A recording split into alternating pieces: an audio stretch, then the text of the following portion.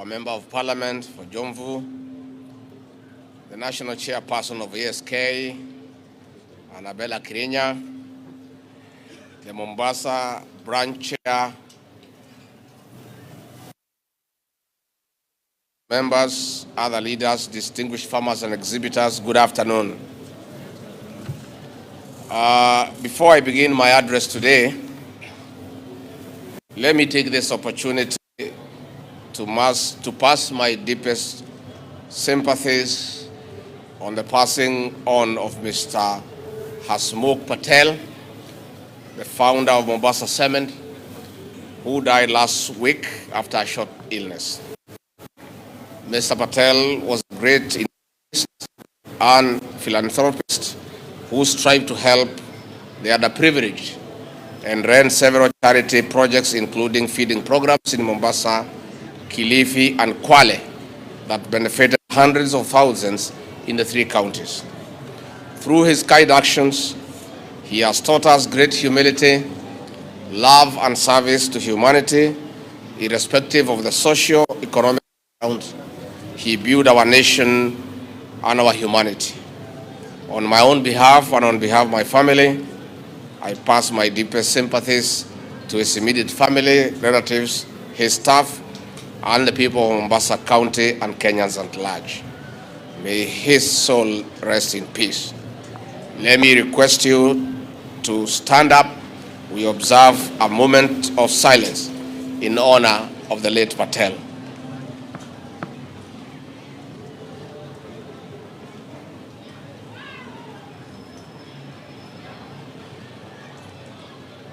Thank you very much. Asanteni sana.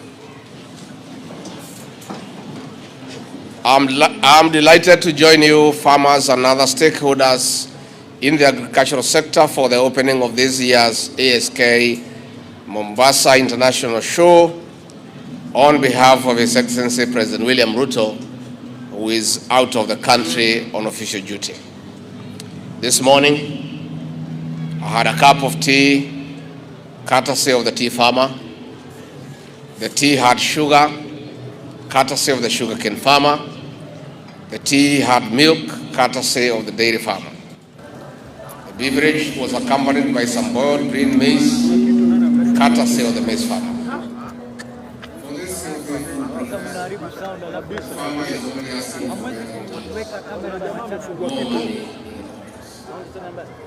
this explains the importance of this which the government has sustained for years as trade fair platforms for training, networking, and showcasing innovations and best practices in crop and animal husbandry. From the exhibition stands I've sampled, I'm deeply impressed with the emerging technologies. It is clear that the agricultural sector is innovating for enhanced food security and transition to sustainable agripreneurship. Distinguished farmers, exhibitors, the agricultural sector contributes 22% directly to our GDP and 27% in interlinked sectors and subsectors like manufacturing. Agriculture employs more than 40% of the population and 70% of our people in the rural areas.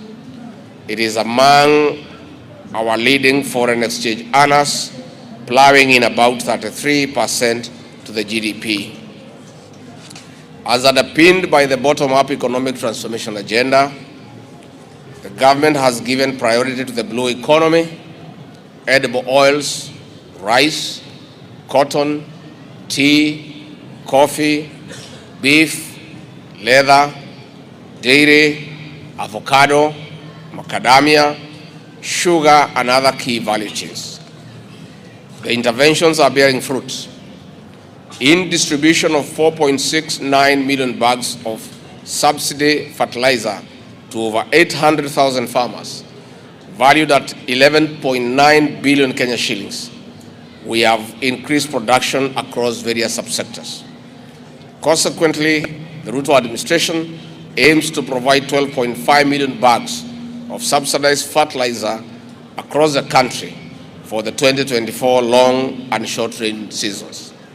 In 2023, the volume of tea export increased by 16% from 450 million kilograms in 2022 to 522.9 million kilograms. The export earnings from tea reached a record of 180 billion Kenya shillings in 2023, up from 138 billion shillings in 2022. This is expected to rise again to 211 billion shillings at the end of the year. This represents a 31% increase in value of exports, the best earnings ever recorded by the tea industry over the years. The high returns were complemented by the radical reforms we are undertaking in the tea subsector in ensuring the small-scale farmer is king. This morning, I engaged directors and the leadership of KTDA. We agreed that there is no option to implementing the reforms to the latter as demanded by farmers during the tea subsector conference in Kericho in the year 2023. Later today, I'll visit tea warehouses here in Mombasa for better understanding of any required interventions to fully unlock the potential of the crop. On the coffee subsector, we aim to increase exports from 48,000 metric tons in 2022-2023 financial year to 60,000 metric tons in the 2024-2025 financial year, as we march towards 102 metric tons by the year 2027. Towards this initiative, the government has supported farmers in 4 counties with 49,000 seedlings. For the financial year 2024-2025, we have an additional allocation of 3 billion shillings for the coffee cherry revolving fund and further 2 billion shillings for the coffee debt waivers, hence alleviating cash flow challenges faced by our farmers. We are also undertaking a raft of reforms in linking the coffee farmer to the consumer for better returns. The direct settlement system, DSS, at the Nairobi Coffee Exchange has revolutionized the payment process for coffee farmers by ensuring transparent and efficient settlement process. Regarding the European Union deforestation regulations, the government has mobilized ministries, state departments and agencies to form an interministerial committee to fast-track compliance with the European Union market requirements. The government agencies have the requisite and sufficient data to set up a due diligence system. We have started the process of ensuring our coffee farmers comply by December 30th, 2024 deadline. In the livestock subsector, to improve hide and skin quality, 1,165 flayers in 163 slaughterhouses were trained and 1,195 flaying tools issued to them. In our quest for value addition, construction of the Kenya Leather Industrial Park is 85% complete. In addition, meat exports increased from 14,985 metric tons in 2022 to 16,281 metric tons in 2024 as a result of conquering new markets. On the daily value chain, milk sold in the formal market increased from 755 million liters in 2022 to 811 million liters in 2023. The price for milk increased from an average of 47.2 shillings per liter in 2022 to an average of 49.9 shillings per liter in 2023. While the ongoing upgrading of the new KCC factories, we are increasing the processing capacity as we also implement the minimum earnings per liter to 50 shillings, the take home for the farmer. To reduce and end milk spoilage, the government has put in place various interventions, including investment in bulk chilling and cold storage infrastructure, with procurement and installation of 220 milk coolers across the country ongoing.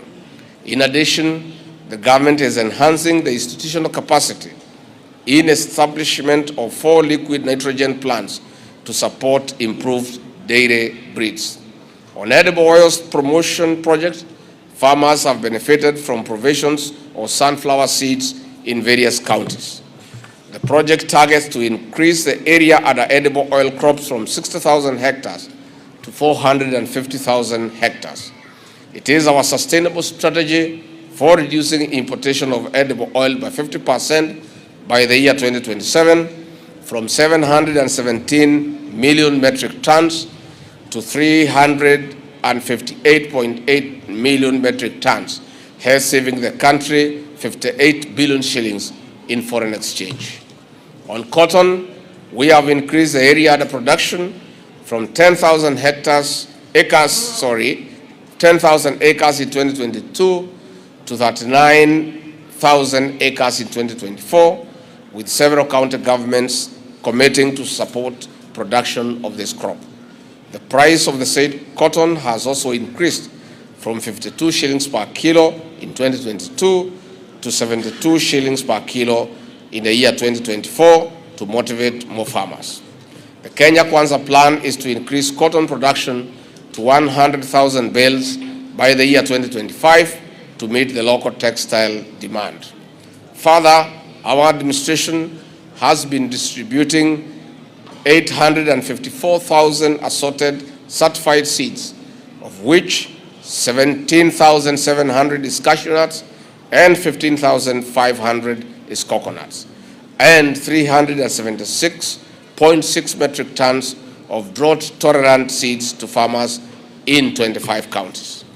This is to enhance food security and crop diversity during the 2023 short rains and 2024 long rains seasons. With the write-off of 117 billion shillings owed to by state-owned companies, we are also restoring competitiveness in the sugar industry. Under the blue economy, we are working with partners in increasing the capacity of harvesting and processing fish and other marine resources. In our value addition strategy, we have invested in construction of county aggregation and industrial parks across the 47 counties to provide common user facilities for storage and processing of our farm produce. Distinguished farmers, exhibitors, ladies and gentlemen, while we are banking on these strategies to catalyze economic growth as envisioned under Better and the Kenya Vision 2030, climate change is a threat that calls on us to rethink and be more innovative in expanding agribusiness.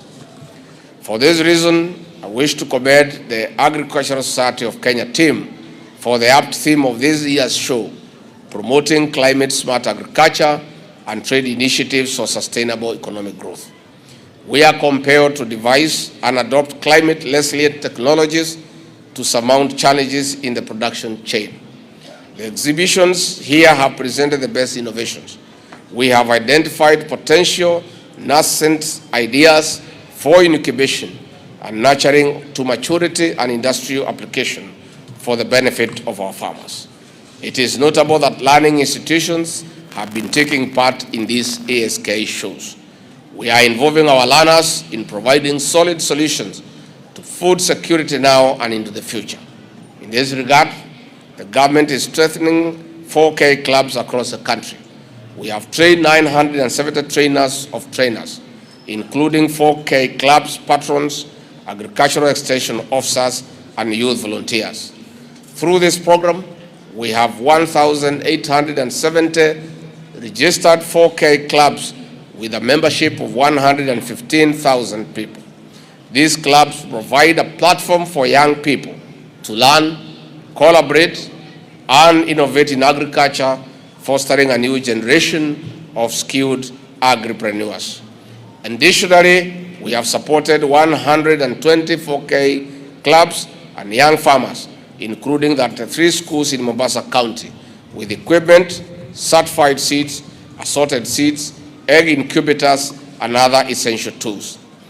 Distinguished farmers, exhibitors, ladies and gentlemen, as we bank on innovation to promote agro-trade along the value chain, we also have a responsibility to look into national and county policy frameworks on ease of doing business. For instance, multiple taxes on a Kenyan farmer in transit counties hampers trade. Our counties need to harmonize tax laws to facilitate smooth inter-county trade if we have to put more money into the pocket of the farmer. On the other hand, with our counties being largely dependent on agriculture and exploitation of marine resources under the blue economy, creating linkages to profitable markets through farmer-focused technology will ensure produce reaches the market on time for real value. Distinguished guests, ladies and gentlemen, our administration is focused on increasing investments in the agriculture sector to spur growth and further lower food prices, increase incomes and employment creation, thus contributing to economic recovery. I once again commend the Agricultural Society of Kenya, Ministry of Agriculture and Livestock Development, the county government of Mombasa, the farmers, exhibitors and other stakeholders for a successful Mombasa show. Ladies and gentlemen, it is now my pleasure to declare the 2024 Mombasa International Show officially open. Asanteni sana. Ningetaka tu kuongeza tu jambo moja kuhusu wakulima wetu wa makadamia, kwa sababu tumeona hisia